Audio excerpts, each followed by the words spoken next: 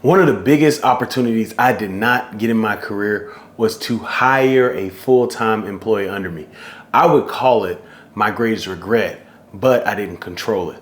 But that was the one thing I was like, man, I would love to hire someone underneath me. So I got the question whenever I share this with people, they say, well, who would you hire? What would you look for? So today we're going to talk about the 8 things that I would look for in a hire to work with me in player development. Number 1, a relationship builder. I am looking for someone who can build relationships. I have talked about this multiple times on this podcast, the Player Development Pod that you are tuning into. Thank you. But I've talked about that multiple times. That's the biggest thing in this role. You have to build relationships with the student athletes, with the parents, with the coaches, with campus, with friends, it's so many people you have to build relationships with to be successful in the role. And so the number one thing, I would have to find someone who is a relationship builder. Well, how can you find that out? Of course, you call references, but you see certain things. I would watch, how do they do things? How do they interact? I'm looking for, there's a conference, an in-person conference, a player development conference looking to be in person in 2025. Anybody looking to sponsor, hey, check us out. But I'll look at conferences. How do they interact with people? Do they engage with people on social media?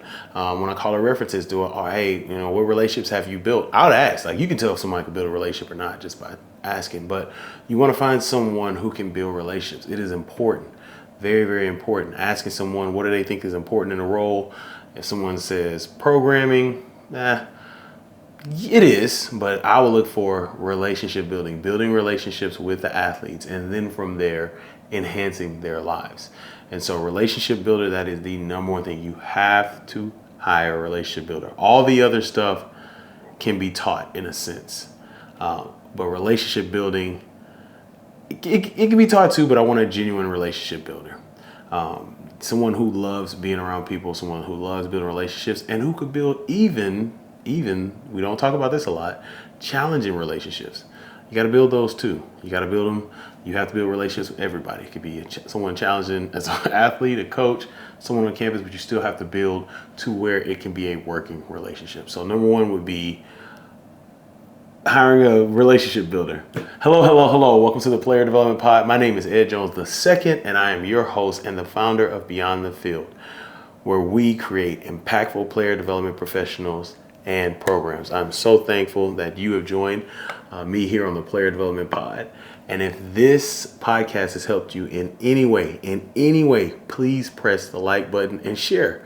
Let people know what we're doing. Thank you so much for being a part of this community. Number 2, I'm hiring somebody that's a learner. Someone that's a learner. I don't need a know-it-all.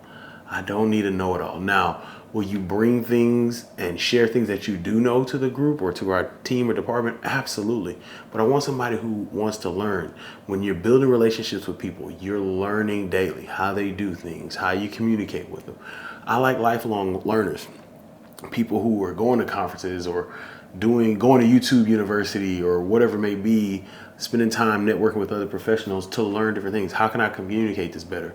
Hey, how do we communicate with Gen Z? What's the best way to communicate with Gen Z? How do we communicate with millennials? How do we communicate with baby boomers? Everyone in the office, but someone that is a learner. Hey, this program was nice. How can we enhance it? Hey, what's this, NFT stuff or crypto, or someone who wants to dive deeper into NIL, but basically someone who is a learner. I like learning. I don't ever want to come off as a know-it-all. I have experiences, but I don't want to come off as a know-it-all. And so I value people who want to learn as well. There's a lot you can learn. Like, I'm no player development stuff, but all this audio equipment and these lights and this camera and this mic, and it's a learning process. And so just someone that wants to learn not only in the role, but just personally and professionally. How do you want to learn? Like learning, the local city, like how they do things, the state, whatever it may be, but someone who is a learner.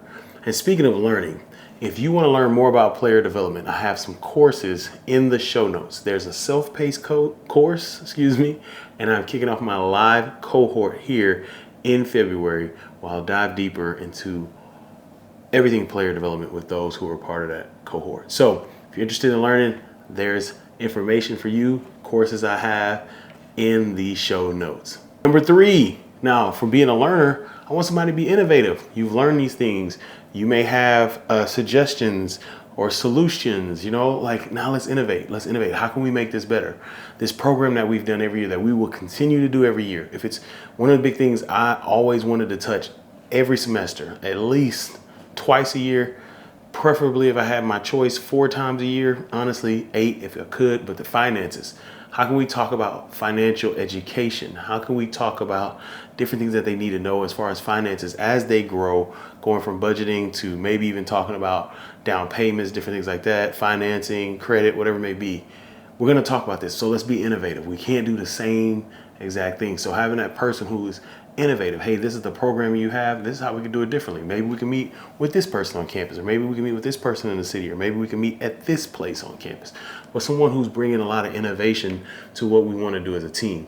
I love throwing stuff on a board and all the brainstorming and brain warming sessions that happen in the career that I have. And so I like that innovation, doing things a lot differently. Shout out to Lauren Hawkins. I learned a lot from her when she was a student assistant for me at KU. She's very innovative. How can we do this differently? Hey, I know you did this here. What if we did it here? Because at KU it fits a little better. Boom, thank you. So being innovative always works. Number four, I'm looking for a good communicator, Now that could be verbal, nonverbal, written, whatever it may be, but you're going to communicate a lot in this role. When you're building relationships, as I talked about, and the first thing you look for, you will communicate with a lot of people. Communication is necessary. So I'm looking for someone who is a solid communicator, someone that can take a message and deliver it in the way that that person needs it. Maybe not the way that you would deliver it, but in a way that that person needs it. And someone who understands that communication is different with players, staff, coaching staff, executive staff, university, city officials, parents, significant others. Like there's communication differences in how we do things. We're not going to tell, hey, what's up, bro? No, we're not doing that. Like there's certain ways to do things, and you got to find somebody who can communicate effectively. I talked about it a little bit earlier, but even the communication, if you look at the athletic department, there's so many generations in the athletic department. I found this out when I was working at KU. There was this study, I think from, I want to say University of Purdue, a school of business or something, where it was like this generational, like how many, we had baby boomers, millennials, I feel like I'm missing a generation, Gen Z, and whoever's before millennials, that Gen X. Anyway, it's a lot of different generations, so it broke down like, hey, this is how this person likes to hear things. And this helped me big time because my head AD was a baby boomer, and I knew exactly what he wanted, and I gave him how he wanted, and what he needed. But the same information, if I told our coordinator, who was a millennial, it's going to be a little different way to communicate. So someone who is an effective communicator and pays attention to communicating. Number 5, need an encourager. You got to encourage people. It's tough. It's tough. And it's well documented that these players, these athletes, specifically when I worked in college football, these athletes come from playing high school or, where it was fun, and now it's a little more business-like. And so you got to encourage them. You got to encourage coaches. I mean, they got fans. Everybody's getting reached on social media. You got fans wanting them to get fired, because they didn't do this. You got fans wanting kids to transfer and all this. And so you have to encourage people. There's a lot of external noise that actually can penetrate now in the programs because of social media and how interconnected the world is, and trolls who hide behind hide behind these profiles that aren't real. And so you have to encourage people. And I like encouraging people. I worked with someone at the university. He said, I always turn the light on. The light was always off in the hallway. I turned it on. Good morning. He never said anything to me, and he said for about 2 months, he's like, man, I just wanted to see if that's really who you are. And I was like, I just like encouraging people. So I needed encouragement. There were times, once again, I'll bring up Lauren Hawkins, who was my student assistant at KU, where she would come in and she would encourage me, because it gets tough in the role. There's a lot you're handling. There's a lot of situations you want to avoid, and you give as much advice as you can to coaches or players to avoid the situations, and the situations still happen. And so there's days when you need encouragement, but the entire, every person there, encouragement works for everyone. There's nothing like a solid word to help, your day. It's like watering dry ground. Someone comes and just waters your day by saying, hey, doing a great job. Hey, I see you over there. All right, Carl Thomas. Some of y'all understand that. Okay, Carl Thomas. But anyway, There's nothing like that encouragement that helps so many people just go throughout their day and just pick up their day. So definitely need an encourager. Don't want someone who is negative, bringing people down, complaining. I understand that stuff happens and complaints can happen, but we're looking for solutions. But definitely don't want a negative person. These players are never going to get it. These blah, blah, blah, blah, blah, blah, blah. That wears on people. That wears on people. And that's just never an atmosphere I want it to be around. Number 6, I need an organizer. I personally need an organizer because that is not my strongest strength at the moment. I am working on it and it is getting better. But personally for me, I would need someone who is very organized because I'm a big idea person, and I'll talk about this a little bit in the next one as well. I'm a big idea person. I got stuff everywhere. I understand where all my stuff is, and I'll get things rolling. But I need the organization. One thing that this podcast has done to help me is the consistency of ideas. I have an idea, this series, whatever. I don't write it down. I have to record. Got to record. And so having someone who organizes, it could be a different program. It could be communication with our partners or different people. The word stakeholders always makes me go whatever, but it is our different stakeholders and people who are needed for programming. And so like that organization of like, hey, like I'm the type of person, all right, we're going to go programming, we're going to do this and we just going to roll. And it's like, nah, we got to do a lot of stuff. Like we got to get the bus. We got to get this, we got to get that. And so having someone who's organized has helped me a lot. Shout out once again to Lauren Hawkins. I was a student assistant at KU. She helped me big time because I was a big idea. All right, we're going to get in the community. And she's like, all right, Ed Jones, did you check, the athlete's schedule to see if this happened or that happened? So having someone organized, like I said, I'm not the type of person to push everything on you. I am growing an organization, but also know myself. So I would look for someone who is highly organized. Speaking of organization, had a huge idea in 2022 about creating a player development conference. And Evan Norman of Next Level Branding came along and she did an incredible job. You can check out the podcast here, interview I had with her. But she came alongside and helped organize the conference for me. So I was like, hey, I got these speakers. We're going to do this. We're going to do this. She was like, whoa, what about this? Whoa, what about that? And so shout out to you, Evan. And since I'm talking about the Player Development Conference, the Player Development Conference is May 16th through the 18th. It is virtual again this year, Thursday, Friday, Saturday, May 16th through the 18th. We're doing a lot of things to create intentional and impactful sessions. We are limiting the panels. There may be a few panels, but we are really giving those in the role opportunity to speak about what they do, how they do things. So by doing this, we are getting closer to a in-person conference model, which we're planning for 2025 to be in person. All we need, and you all listen to this, all we need is an athletic department to allow us to use the auditorium and some rooms, and that's all we need. Looking for an athletic department in a high metro area where we can people can travel in and out, where a lot of flights can come in from different places, but that's all we need. We just need, I worked at the University of Houston, I worked at KU football, at U of H, if you hear this, all right, what's up? And Baylor. And so one thing that I would see our coaches do is when our players were back home, they would bring in other assistant coaches from other programs, and they would go in there, get on the board and talk about offense or defense or whatever. So I always thought that was pretty cool. So what we need is auditorium, one program. Auditorium, we'll meet in auditorium, and all the coaching room, the position rooms, we'll use as breakout rooms. But anyway, let me get back to my point. It is virtual this year.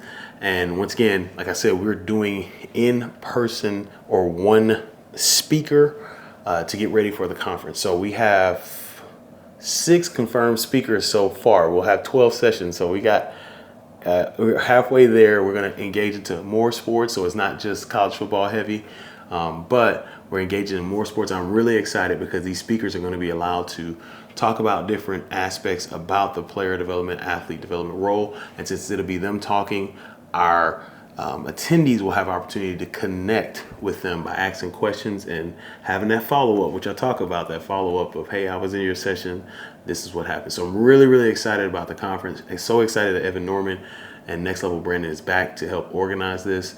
And I'm really excited about this conference. That Thursday night, we're going to spend just networking, and we're going to have breakout rooms. It's going to be incredible. It's going to be incredible. It's going to be very impactful. It was great last year, and we are enhancing it to make it even better this year. All right, I talked a little bit about it in number 6 and someone being organized. But number 7 is a finisher. A finisher. Number 7 is a finisher. Like I said earlier, I am a creative mind. And I'm thankful for that. I have a lot of ideas. I have this booklet over here. Is literally, sketchbook is filled with player development stuff. Just let me show you how thick it is. It's filled with player development ideas, programs, different things. It's filled with that. So creativity or ideas, they come pretty easy to me. Thank God for that. But I need someone to help me with finishing. So I can have this great idea. It's the finishing, it's the organization, it's the follow through that I am getting better at. But I would need someone who is a finisher, someone who is very well versed in follow through, someone who says, all right, cool, you got that idea? Step 1, here we go. I need you to do this. Like, that's what I need, because I have the big, and we could do this. Once again, bringing up the player development conference. It'd be great to do this and get people together. And Evan was reining me in and getting me straight to the point. So need someone who is a finisher, someone who can really truly follow through and do it in a great way. That would be one, like the organization and finishing. That would be one I would say, hey, you run away with it. Let me know where you need me. I did this once again. Shout out to Lauren Hawkins. When we were at KU, I would let Lauren start 6 months ahead on programming that we created so that I did not get in the way and she could finish it and get it done. So need someone that is a finisher. And the 8th thing that I would look for is a lover of people, a lover of showing up, a lover of getting after it, a lover of effort, but someone who loves just the position that they're in life and how fortunate they are. Someone that loves the athletes, loves the role, loves seeing people grow, and loves seeing people create generational impact in their life. Now, this is normally not one you would ever see on a job responsibility or application, but there is something. Every day is not going to be, ice cream trucks with free ice cream, right? You have to love it. Like, it's going to be tough. It's going to be tough. And those who make it through, they love what they do. They love making impact in the lives of others. And so, you probably listen to this and like, is that quantifiable? I could argue with that, but as they say, go argue with your mama. No. But there's something about people that love. Everybody has worked with someone who loves what they do. Matter of fact, you type that person's name in the comments.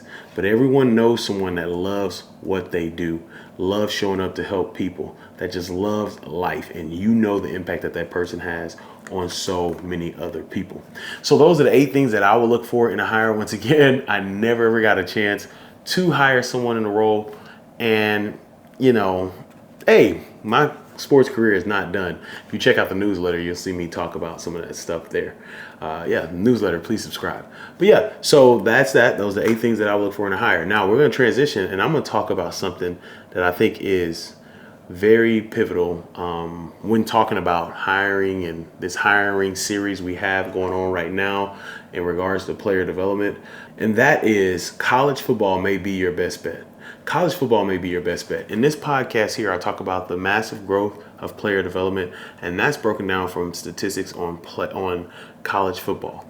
But it may be your best bet. I meet a lot of people who say, hey, I want to work professionally. I want to work in the pros, and I understand that. Definitely not against that. I'm all for it. Want people to get to what they want to do and how they want to get there, but you don't want to forsake college. The reason why I bring this up, these are people that I know in the role that work in the pros who started in college. Dr. Lacey Carmen Johnson, who's with the Raptors.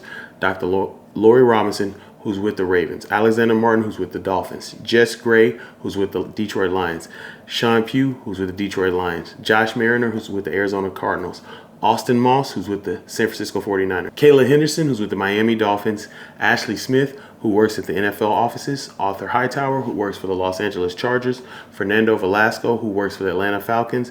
And Dr. Jamil Northcutt, who is the Senior Vice President at the MLS. I bring this up because college football or college sports may be your best bet to getting to the pros.